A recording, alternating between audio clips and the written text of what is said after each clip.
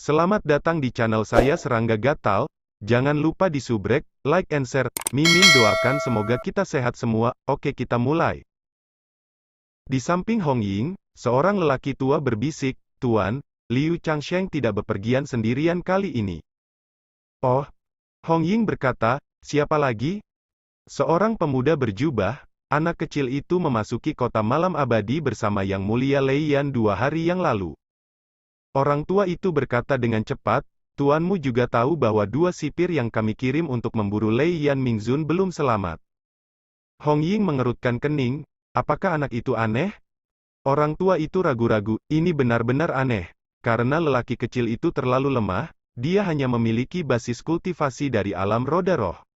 Jika dia membunuh 2 sipir kita, itu tidak diragukan lagi terlalu tidak masuk akal.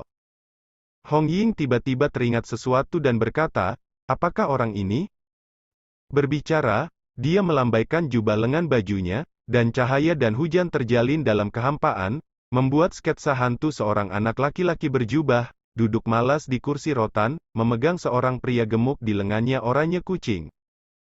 Pupil lelaki tua itu tiba-tiba menyusut dan berkata, ini dia.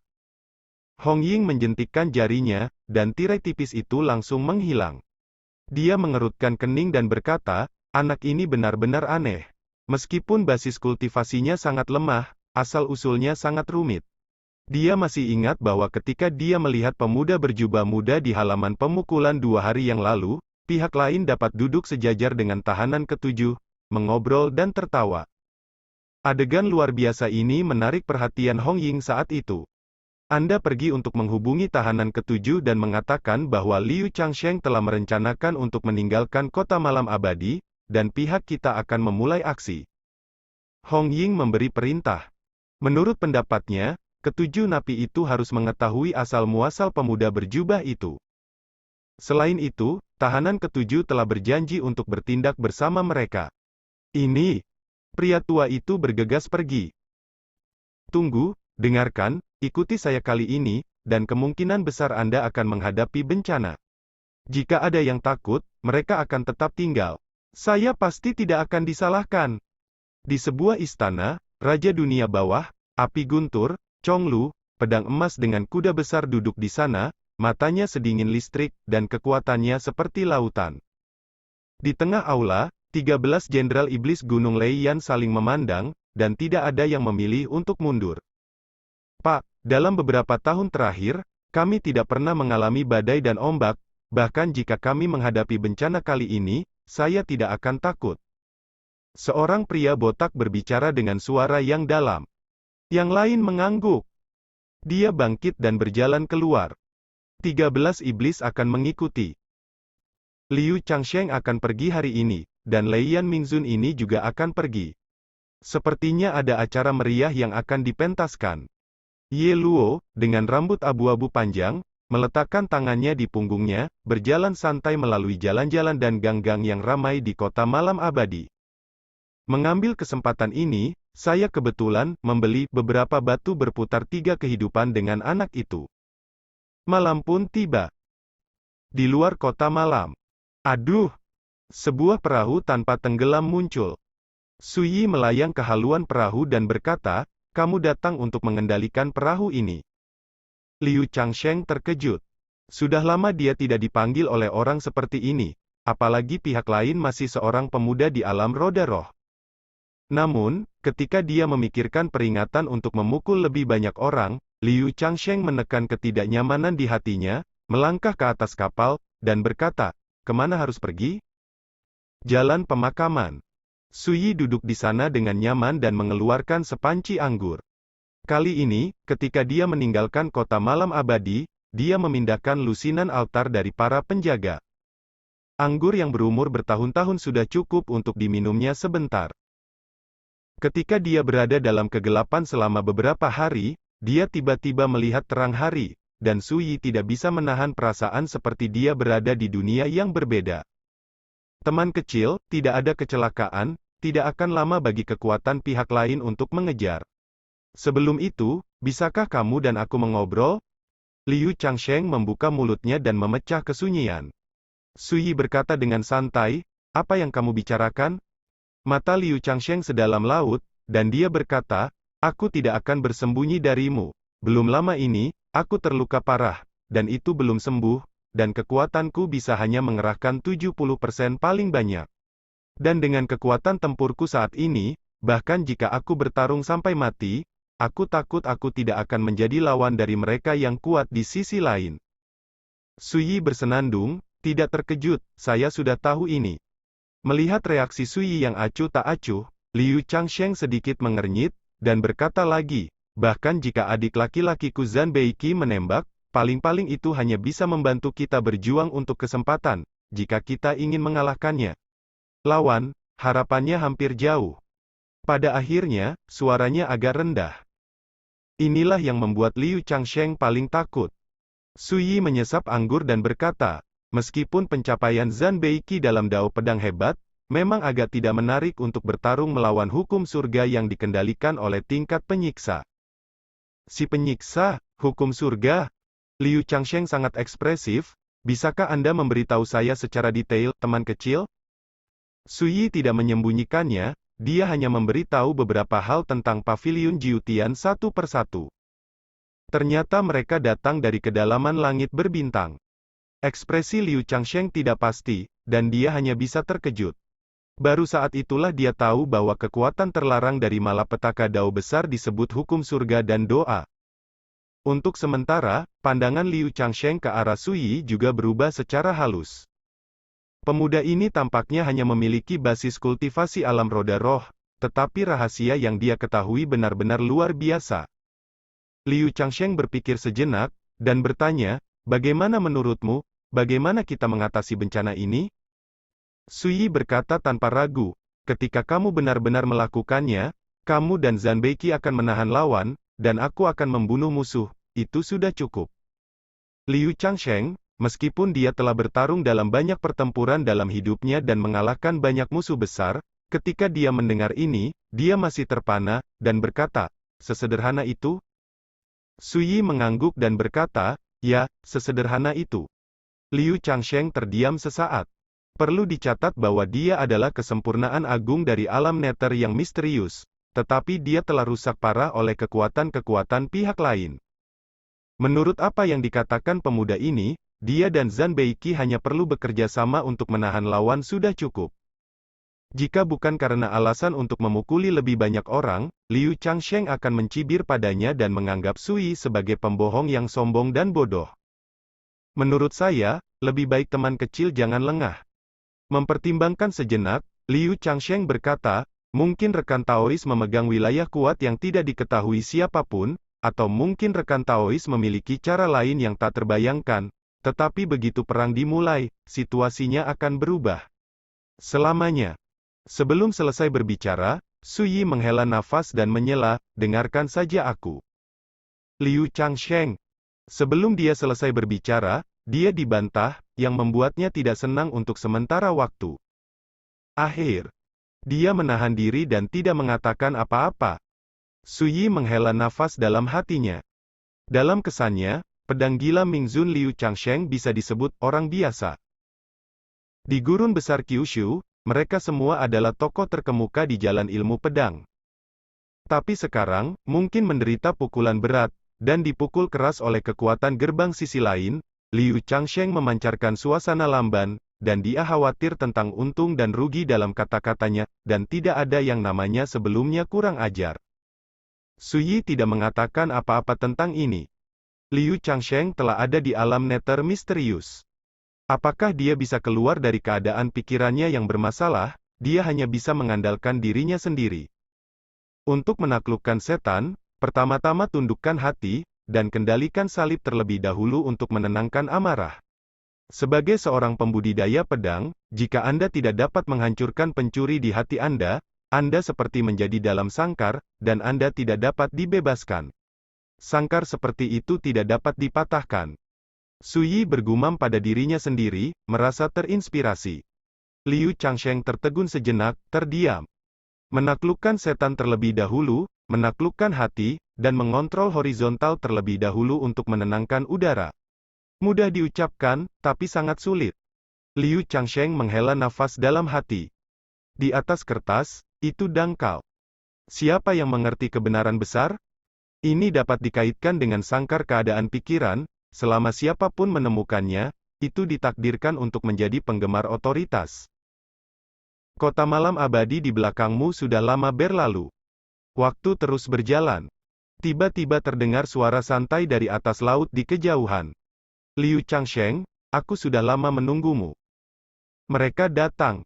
Liu Changsheng berbisik, ekspresi bermartabat di alisnya. Su Yi mendongak. Di laut di kejauhan, sekelompok orang muncul satu demi satu. Pemimpin, mengenakan jubah merah, dengan wajah tampan seperti pemuda, adalah penyiksa keempat Hong Ying. Di belakang Hong Ying, ada juga 7 orang, pria dan wanita, dengan penampilan yang berbeda, semuanya melonjak dengan kekuatan yang sama. Yang mengejutkan Su Yi, Pluto, yang penampilannya cukup memukau semua makhluk, berdiri di samping Hong Ying. Rekan Taois, kita bertemu lagi. Bibir merah Pluto sedikit terbuka, dan dia menatap Su Yi sambil tersenyum. Dia mengenakan rok tinta, kaki gioknya ramping, dan temperamennya seperti dewa yang menyendiri. Liu Changsheng terkejut, kengerian napas wanita ini membuatnya merasakan tekanan besar, dan tubuhnya secara tidak sadar tegang. Tetapi melihat Su Yi berdiri di haluan perahu, dengan satu tangan di punggungnya dan tangan lainnya memegang kendi, dia dengan serius bertanya, apakah Anda berencana untuk bergabung dengan mereka untuk berurusan dengan saya? Pluto memiliki sikap yang anggun, dan tersenyum ringan. Jika rekan Taois bersedia menyerahkan diri kepada saya tidak keberatan membuka pintu. Hong Ying di sebelahnya juga tertawa dan berkata, demi orang dewasa, aku secara alami dapat memberi anak kecil ini cara untuk hidup. Tetapi Liu Changsheng harus mati kali ini. Kata kematian diperparah olehnya, bergema seperti guntur di langit dan laut, yang menakjubkan. Hati Liu Changsheng tenggelam. Tetapi melihat Su Yi meletakkan kendi itu, dia berkata dengan santai, siapapun yang hidup dan siapa yang mati, lihat bab yang sebenarnya di bawah tangannya. Seorang pria muda di alam roda roh, tidak hanya tak kenal takut, tetapi juga mengancam akan melihat bab yang sebenarnya di bawah tangannya? Hong Ying sedikit terkejut, dan berkata kepada Hades di sebelahnya, Tuan, apakah menurut Anda anak ini bodoh, atau ada cara lain? Hong Ying tidak bisa menahan tawa, matanya lucu, biarkan dia sekuat langit dan latar belakangnya mengejutkan, di mata kita, itu hanya awan yang mengambang. Berbicara, dia mengangkat tangannya dan melambai, jangan buang waktu lagi. Keluar dan tangkap Liu Changsheng dan makhluk kecil itu. Ya, ada 7 orang di belakang Hong Ying, termasuk 5 sipir dan 2 murid yang dipilih oleh surga. Pada saat ini, mengikuti perintah Hong Ying, 2 penjaga segera berdiri. Seorang pria kurus berjubah hitam memegang pisau perak pendek di masing-masing tangannya. Saat dia berdiri, kekuatan mengerikan itu segera mengganggu situasi dan mengubah warna dunia. Namun, itu tidak menunggu mereka. Dentang! Auman pedang tirani bergema seperti auman dewa dan iblis dari langit dan bumi di kejauhan. Deru pedang masih bergema, dan sosok tinggi muncul dari udara tipis sebelum perahu tidak tenggelam. Begitu muncul, aura pembunuhan yang mengamuk dan ganas menyebar seperti badai, seolah-olah merobek langit, gunung, dan lautan. Banyak mata orang tidak bisa menahan diri untuk tidak menyipit. Raja Iblis Pedang Surgawi sedang melawan dinasti Qi Utara. Yang paling kuat dari 7 iblis lautan kepahitan. Hanya sedikit orang di dunia yang tahu bahwa dia juga adik junior dari pedang gila Ming Zun. Saudara muda. Mata Liu Changsheng sangat rumit. Zhan Beiki memunggungi Liu Changsheng, dan kata-katanya acuh tak acuh, saya mengatakan bahwa dalam menyelesaikan keluhan antara Anda dan saya, Anda tidak akan mati di tangan orang lain. Suaranya setajam pisau. Su Yi memikirkannya, dan dia dapat melihat bahwa Zhan Beiki dan Liu Changsheng, bersaudara, tidak benar-benar melepaskan kecurigaan mereka. Tapi tidak peduli apa, Zhan Beiki dengan tegas berdiri ketika dia mengetahui bahwa Liu Changsheng dalam bahaya. Oh, satu lagi untuk dibunuh. Hong Ying tertawa, matanya penuh penghinaan. Sebagai orang kuat di paviliun Jiutian, dia memiliki sikap menyendiri saat menghadapi kaisar di dunia bawah ini. Bahkan jika dia bersaing dalam kultivasi, dia bahkan lebih rendah dari Liu Changsheng dan Zhan Beiqi, tetapi dia tampaknya tidak menganggap keberadaan keduanya sebagai raksasa di dunia. Sikap menghina dunia ini juga tercermin pada para sipir itu. Ini seperti pandangan alami terhadap atasan ketika mereka memperlakukan bawahan. Bagaimana dengan kita? Tiba-tiba, sebuah suara yang dalam dan agung terdengar. Di kejauhan dalam kehampaan, tiba-tiba terdengar raungan, dan sekelompok sosok menakutkan menyapu. Itu adalah Raja Iblis Api Guntur Chonglu dan 13 jenderalnya. Liu Changsheng tercengang, seolah terkejut, dan menghela nafas, bukankah aku sudah memberitahumu untuk tidak membiarkanmu bergaul? Wang Chonglu berkata dengan benar, tapi aku tidak ingin berhutang budi padamu seumur hidupku. Ngomong-ngomong, dia telah membawa orang ke lapangan. 13 jenderal. Dekat di belakangnya, seperti bintang dan bulan, yang membuat guntur dan kobaran api menjadi semakin luar biasa. Hanya, ketika Wang Chonglu melihat Sui Yi di sebelah Liu Changsheng, dia mungkin mengingat masa lalu yang tak tertahankan beberapa hari yang lalu, dan ekspresinya sedikit tidak nyaman. Sui Yi tidak bisa menahan godaan, kamu masih berutang nyawa padaku. Jika kamu mati secara tidak sengaja kali ini, bagaimana kamu bisa membayarnya kembali? Wang Chonglu tinggal sebentar. Seorang pria botak di sampingnya telah memarahi, pria kecil, bagaimana kamu bisa bicara? Jenderal lain juga terlihat buruk. Kata-kata anak ini sangat jelek. Wang Chonglu melambaikan tangannya dan berkata, jangan salah paham, rekan Taoisu ini memang penyelamatku. 13 jenderal sihir semuanya tercengang. Sebelum mereka bisa melanjutkan percakapan mereka, tawa Hong Ying terdengar di kejauhan, bencana sudah dekat, dan ada begitu banyak omong kosong, Anda benar-benar tidak tahu bagaimana menulis orang mati. Kata. Dalam suaranya, ada rasa ejekan yang kuat. Kata-kata ini membuat Liu Changsheng, Zhan Beiqi, Wang Chonglu dan yang lainnya mengerutkan kening, dan alisnya penuh dengan niat membunuh. Tapi lebih bermartabat. Karena mereka semua tahu betapa menakutkannya pembangkit tenaga listrik di sisi yang berlawanan. Pada saat ini, Sui Yi akhirnya tidak sabar. Hal sederhana, mengapa membuang waktu? Liu Changsheng, sudah waktunya untuk melakukannya. Dia mengingatkan. Suara itu mendesak. Pada saat ini, pemandangan itu sunyi senyap. Tidak peduli Liu Changsheng dan yang lainnya, atau Hong Ying dan yang lainnya, mereka semua tercengang. Bukankah anak ini masalah besar? Dengan kata lain, dia merasa memiliki keunggulan mutlak dan tidak sabar untuk melihat keseruannya.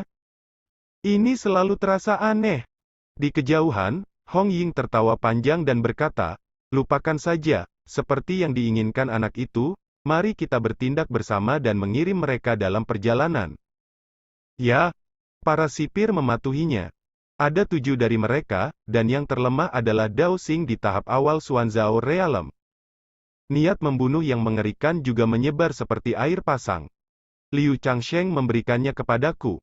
Suara wanita berambut pendek dalam gaun kulit binatang panjang masih bergema. Sosoknya telah berubah menjadi cahaya, dan dia dengan kejam membunuh Liu Changsheng. Boom! Dia mengangkat sabit hitam di tangannya, seolah mengangkat bulan gelap yang memudar, menembus langit, menebas amarah, aura malapetaka yang tak tertandingi, menghancurkan wilayah laut ini. Baiklah, saya akan membersihkan pisau itu. Pria kurus berjubah hitam yang memegang sepasang pedang pendek perak menyeringai, sosoknya berkedip ringan, dan dia sudah bergegas menuju Zhan Beiqi. Pada saat yang sama, 5 pembangkit tenaga listrik Paviliun 9 surga lainnya bergegas ke Wang Chonglu dan yang lainnya.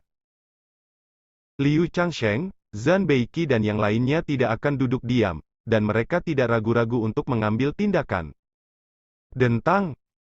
Pedang gila yang terkenal di dunia ini, Ming Zun, mengubah auranya, matanya menghina, kekuatannya seperti laut, niat pedangnya kuat, dan dia menembus langit dan bumi.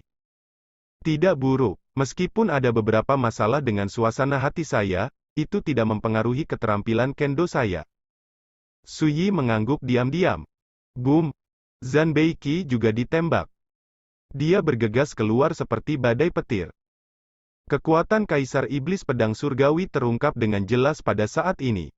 Ya, Dawn of the Blade orang ini telah mencapai level misterius Nether Realm, dan hanya satu terobosan ke atas yang diperlukan untuk menghancurkan penghalang Profound Nether Realm dan menyerang wilayah misterius Nether Realm. Su Yi sedikit terkejut. Dibandingkan dengan Liu Changsheng, Su Yi juga sedikit terkejut dengan Taoisme Zanbei Qi yang makmur. Boom! Perang pecah. Langit ini bergejolak, matahari dan bulan gelap. Ini adalah pertempuran kekaisaran. Apakah itu Liu Changsheng atau Zanbei Qi? Di dunia hantu saat ini, mereka sudah menjadi eksistensi tingkat tertinggi. Bukan masalah sepele bahwa Raja Iblis Api Guntur Chonglu. Namun, kali ini lawan mereka terlalu istimewa. Mereka adalah murid dari Paviliun Jiutian di kedalaman langit berbintang. Mereka semua menguasai hukum tabu surga dan berdoa, dan sangat kuat sehingga mereka tidak terbayangkan. Di alam yang sama, hampir mustahil bagi seseorang untuk menjadi lawan mereka. Bahkan jika ini adalah pertempuran lintas batas, seorang sipir di ranah Xuanzhao dapat secara serius merusak eksistensi tingkat menengah seperti Wang Chonglu. Pertempuran seperti itu sudah cukup untuk mengejutkan dunia dan menyebabkan gejolak yang bergejolak di dunia bawah. Namun, anehnya setelah perang ini pecah, tidak ada yang memperhatikan Su Yi, yang berdiri di atas kapal tanpa tenggelam.